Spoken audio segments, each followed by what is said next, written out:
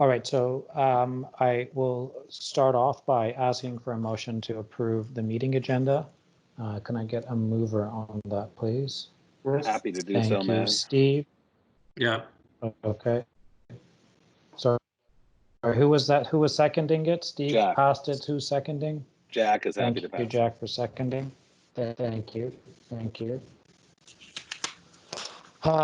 Any declaration of conflicts of interest? Right. None. None noted. We will continue. Item number 3, I'm going to pass it on to David and Lisa on the COVID-19 impact. Do you want to start off with that, please? Yes, I will do. And the only reason I turned my camera on is because my hair hasn't looked this good in 2 weeks. So just FYI. So COVID-19, the last major, I guess, event from our perspective was the Premier's announcement of or revisions to the Essential Workplaces directive, which was on April 3rd. After that directive was issued, we did speak with the governments and as well as our contractors and internally, and have determined that there are a number of projects that we're doing that we believe fall within the criteria of essential workplaces. Those are the Portland's Flood Protection Project, the Cherry Street Stormwater Treatment Facility, and the Bayside Phase 2 Roads and Services Project. We have confirmed those projects back to governments along with our rationale for why we have determined that they're essential workplaces. And if you have any questions about that, I'd be happy to answer those questions. I won't necessarily get into the rationale right now, however. We've also determined that there are a number of projects that actually were not, or I guess were not under construction, but may not have, or that we do not believe actually meet the criteria of being essential workplaces. Those projects are identified here. The Bonnycastle Public Realm completion, although we are currently reconsidering that one, and I'll explain that momentarily. Lakeshore Boulevard pilot project at the Moan, so that's a public realm project. The East Bayfront in-water stormwater or storm sewer pipe, the Bentway Phase 2 projects that we're working with the city and the Bentway on, and the Waterfront Reconnect. So I should just note that those projects aren't yet in construction. There's the Bonnycastle Public Realm completion. There's actually only one piece of work left to do, and that's to plant the trees that didn't get planted at the end of last year. We are actually looking at whether or not planting those trees is an appropriate thing to do, given the temporary configuration of the street as it is. There may actually be a safety issue if we don't plant those trees. And yeah, thank you. And if we don't plant them now, we can't plant them till the fall. So we're looking at that now with Ian and Samir. Lakeshore Boulevard pilot project has not been tendered yet and is not specifically required. The work can't happen until after Toronto Hydro does some work that they need to do, so that's still a ways off. So we may not actually be affected by this, but if we were able to start the work, we wouldn't start the work until the province rescinded their order. East Bayfront stormwater pipe, in-water stormwater pipe is in tender right now. We have, as part of the tender, identified that this work won't commence until after the restrictions have been lifted. The Bentway Phase 2 projects are likewise not in construction, and in fact, the design work still needs to commence, and we need to complete the delivery agreement with the city to get funding for those projects. So they are some weeks or months away as well, so may or may not be affected depending on how long the restrictions are in place. And similarly, Waterfront Reconnect funding is still to be confirmed, put in place, and design completed prior to tender. So all of those projects can essentially continue on their same timeline. At some point in the future, we may determine that they are ready to go to construction, and at that point, we will determine whether they should or should not go to construction based on what the province's current views are on essential work. I would note in response to a question that was raised by Patrick, there is no knock-on effect for any of these. They don't affect any agreements that we have with any of our development partners or the city. As I say, some of them, they haven't started construction yet, and some of them may not actually be impacted at all. And they don't affect any future work. They're not actually required to be done to allow us to move on to any other work that we need to get done. So I think we don't have any concerns with where these stand at the moment. Then carrying on, can you scroll down a little bit? I know, so we can all see the. Thank you. Maybe back up a little bit. Went a little too far. There we go. So we have received notification from Elliston Construction, who's the Portland's flood protection construction manager, and Graham Construction, who's the general contractor on the Cherry Street stormwater treatment facility. They have and will experience delay and impact as a result of the COVID-19 virus. We are tracking all of the issues that they and their subtrades have raised with our risk consultant, HDR, and will continue to do so as those impacts are raised to our attention. Just very, very briefly, I won't get into all of them, but some of the issues that we've learned about are, for example, our bridge. The contractor manufacturing the bridges has identified that their supplier in Holland, who is bending the steel for the bridges, is now working at 50% capacity because the operators on one of the steel presses are in self-isolation due to the virus, and that is going to affect their ability to complete the bridges and get the bridges from their supplier in Europe.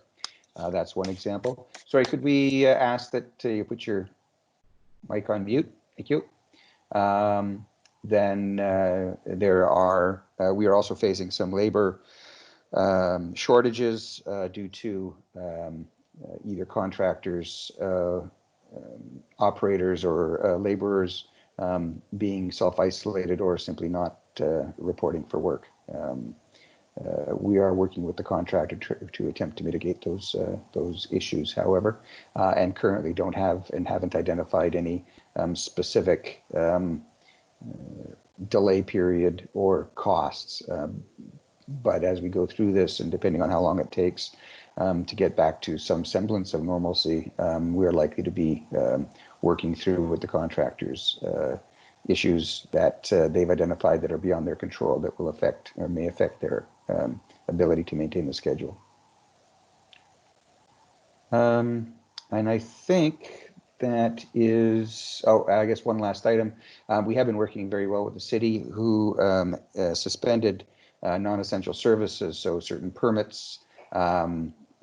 Council and council committees are not meeting. However, we've been able to work with city staff who are, when able to, are working from home, and they have actually been doing a really good job working with us to ensure that we continue to obtain the permits and approvals that we require. So we will continue to stay on top of that and confer regularly with city staff to keep those approvals moving. So any questions before I pass it along to Lisa? Jeannie actually has a question in the chat, the general chat. David, I was just wondering, is Jeannie here? Just wondering if we have an unofficial revised completion date for Portland's flood protection based on what we know today.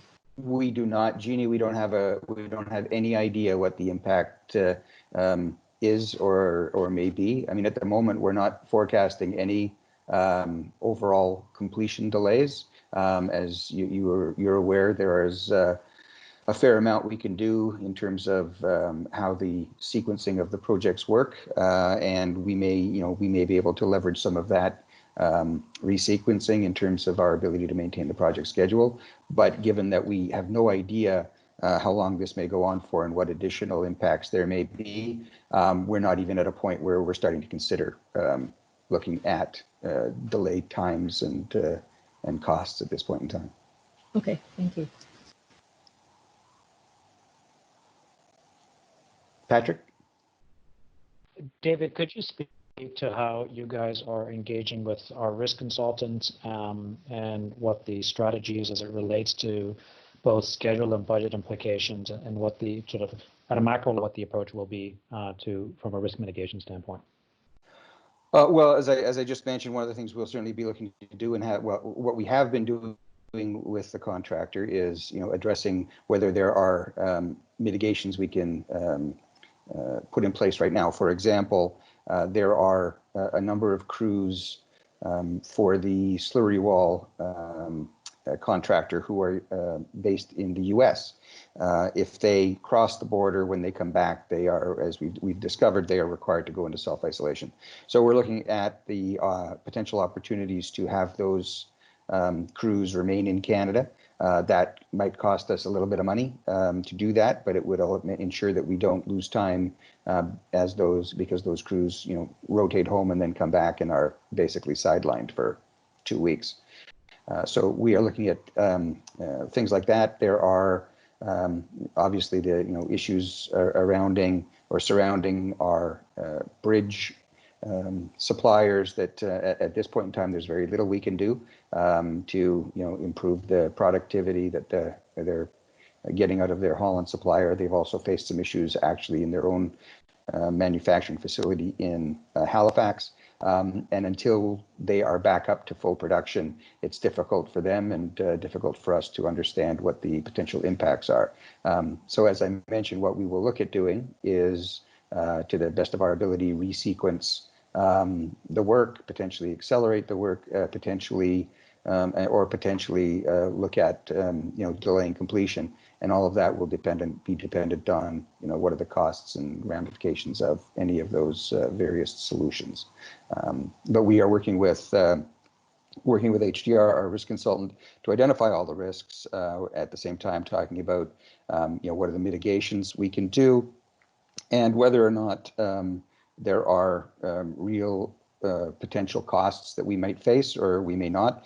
These it's not called force majeure anymore in the CCDC documents, but essentially the same provisions apply where a contractor can identify that something outside of their control has affected the work, and it may therefore be entitled to schedule consideration, so additional or delay time, but may or may not be entitled to any cost additions as a result of those delays. And it really depends on what the specifics of each one of those claims will be, I think. Maz, it's George. Can I jump in for a second? Go ahead. Yeah. Thank you. The other thing I just wanted to point out, we keep Kevin Sullivan as the chair of FARM up to speed whenever the provincial or other government announcements come out and assess the impact. So Kevin's been involved, and we continue to keep in dialogue, and we'll continue to work through FARM, where again the risk management consultants share any of their issues or concerns with FARM during those meetings. I'm on the call, George, just so you know, listening in, so thanks.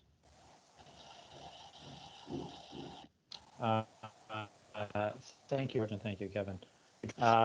Lisa, can we pass it over to you, please?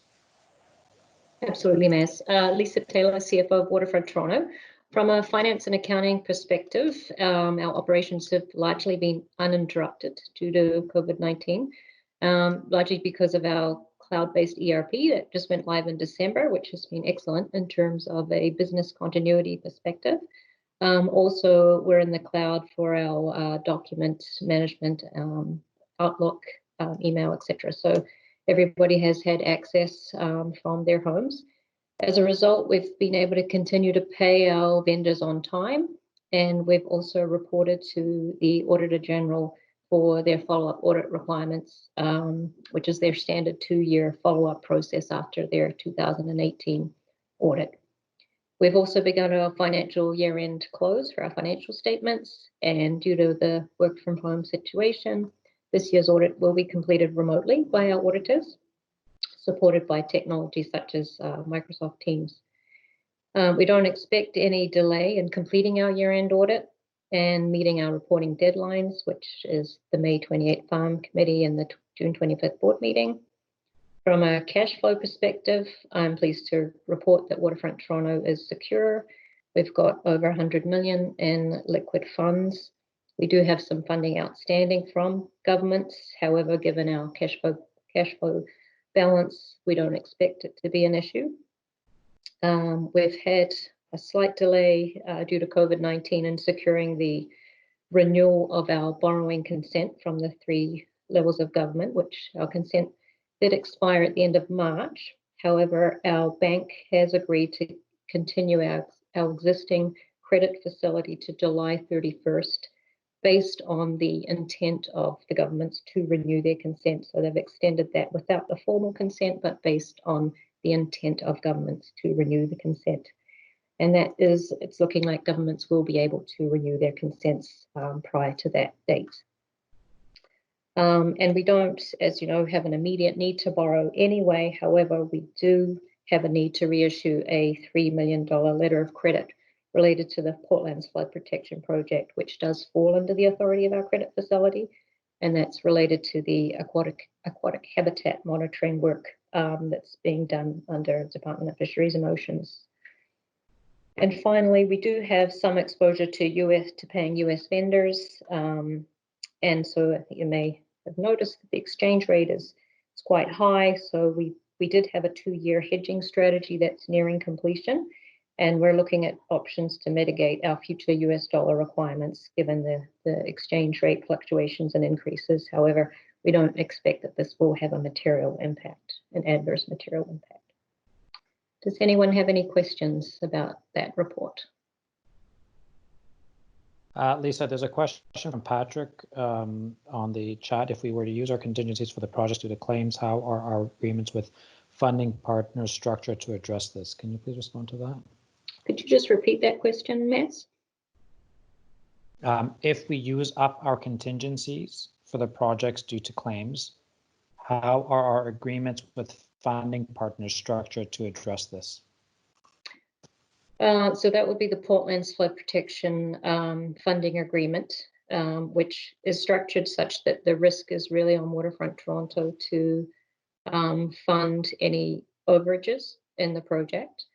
And typically the way that we would do that, and David can jump in here at any time, is by adjusting our scope, doing some value engineering to reduce the cost of the project, the budget, the cost of the project, such that we can still remain overall on budget and do not exceed the funding envelopes set out in the funding agreement from governments. David, do you want to add anything? No, I think you've covered it. If we can't get relief from governments due to this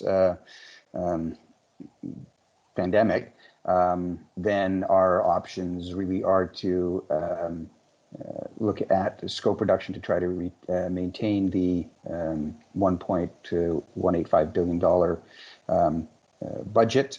Or alternatively, look at our management reserve, which of course is not fully in place at this point in time, to potentially cover some of this. But I think our first, we've taken the position that our first tack will be to look to reduce scope to ensure that we remain within the government funding envelope.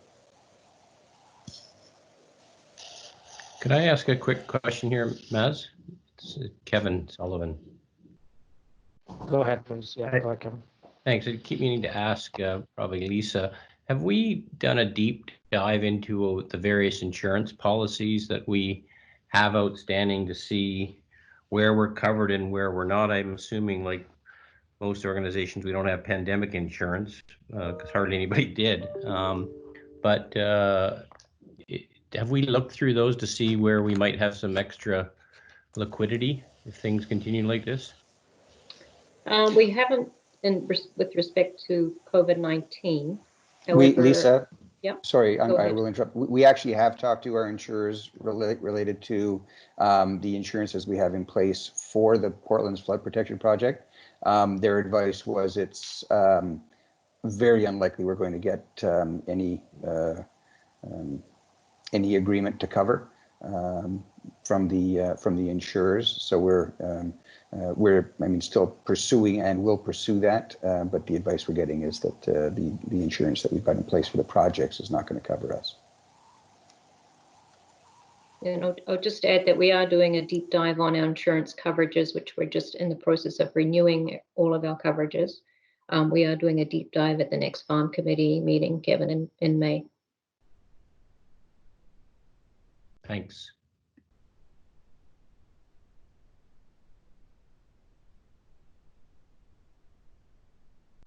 Thank you for that. Anything else from the board before we move on to the next item? Okay. The next order of business are the draft minutes for the meetings of March 4th and 12th that require approval. And as part of a protocol, do we need to approve these individually or do we approve the consent agenda broadly? Individually. So if I can get a motion to approve the minutes of March 4th, please. Chris Putsinas, moving. Jack, Thank you. second. Thank you, Chris. Seconded by Jack. Any further discussion? All in favor? Contrary minded? Can I get a motion to approve the meetings of March 12th, please? Chris Putsinas. And Thank you, Jack. Chris. Seconded by Jack. Any further discussion? All in favor? Aye. Contrary minded? Approved. Thank you very much. The next item is the Quayside public consultations. Can I pass it over to Cameron to give us an update on that, please? Certainly, Maz. You've got a report in the package. I would just and directors will have received the summary report in advance of it being sent to the public participants who furnished their contact information to us. That material that you have seen is still with the participants. We're anticipating feedback for the next. We've left it open for 4 days, and you can see the themes that came up. And what the expectation of the public is for us as we come closer to making a determination whether to proceed with the project or not. I would just point out that the need for rigorous controls and data collection and use, that's not a surprise to anyone. We've been talking about this for now a couple of years. More information on the partnership and the financial details. You'll recall that in the February 29th meeting, we didn't have much of a disclosure in terms of what the sidewalk participation in the project would look like, and that was conspicuous with the participants. So that's something that will have to be made quite apparent and visible as we proceed to June. And then, of course, we will, and we are doing this right now, is demonstrating how public feedback through the consultations has informed or shaped the innovation and project plan, which again will be coming to the board. I would also note that's not included here. We've closed out the online participation, the online survey, and we received in excess, or actually we received about 382 responses. So considerably better than when I last reported to the board. All of this will then be consolidated into a final wrap report in terms of public consultation, again, uniting the online and offline material and that should be available by the end of the month, early May. That's it, Maz. Thank you, Cameron. And any questions for Cameron? Okay, thank you so much. We're now going to move into item number 5. Can I get a motion to go into closed session, please? So moved by Jack. Seconded by Chris. Thank you. Thank you, gentlemen. Can I please have a motion to approve the minutes of March, the minutes of the closed session of the IREC meeting of March 4th? May I please get a motion? Jack, Seconded by Chris. Thank you, Jack. Thank you. Any further discussion? All in favor? Aye. Contrary Aye. minded? I'll assume that I was all in favor, not for the contrary minded. Correct. Okay, approved. Can I get a motion for the minutes of the closed session of March 12th, please? Jack's happy to move Thank you, it. Chris. Chris, second. Okay, thank you, Jack. Thank you for seconding, Chris. Any further discussion? All in favor? Aye. Aye. Contrary minded? Thank you, approved.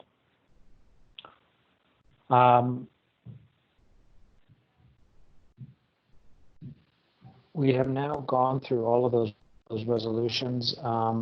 If there is no further discussions by the committee and or anyone on the call, I will bring forward a motion to terminate this meeting. May I get a motion to terminate, please? Chris. Jack. Thank you, Chris. Thank you for seconding. Yeah. Thank you, everyone, for attending this session. Stay healthy and look forward to speaking to you soon.